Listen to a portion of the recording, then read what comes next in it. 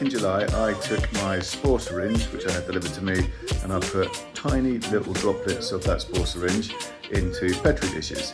Those Petri dishes have now grown. It's now a month or so later, and you can see clear white mycelium has taken over the whole of that Petri dish. I've been keeping them in the fridge to slow down its progression, and now today I'm going to use one of those dishes.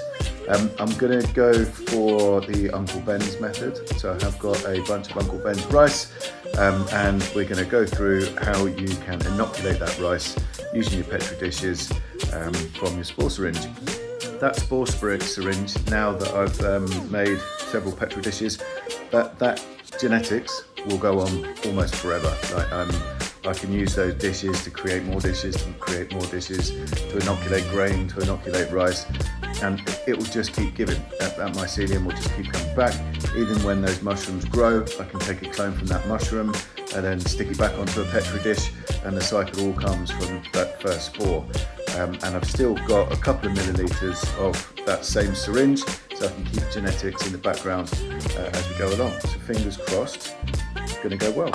So as with anything when it comes to mushrooms and mycelium and kind of cloning, cleanliness is imperative.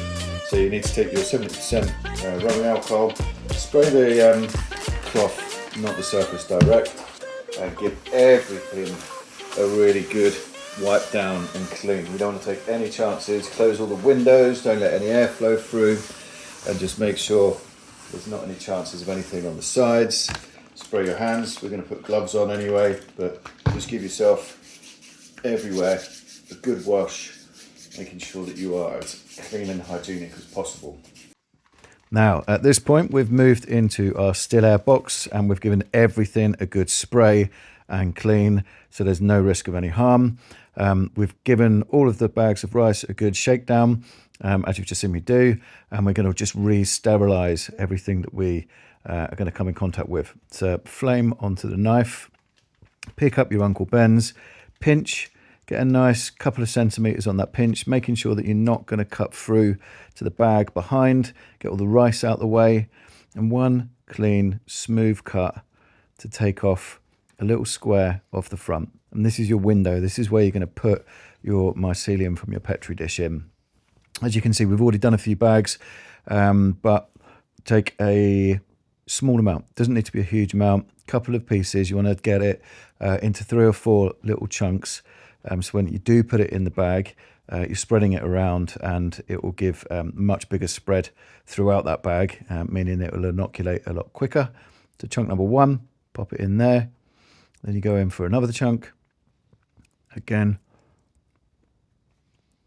go in for your third.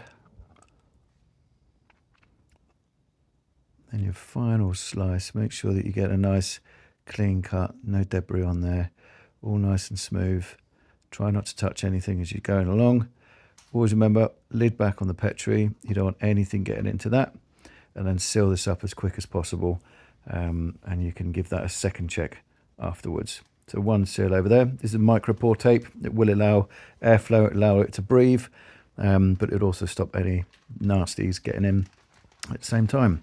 Now's that key part, shake. You want to get all of those 4 chunks in and mixed up in that bag as much as possible, giving you as wide a spread on that mycelium, and hopefully inoculating quickly.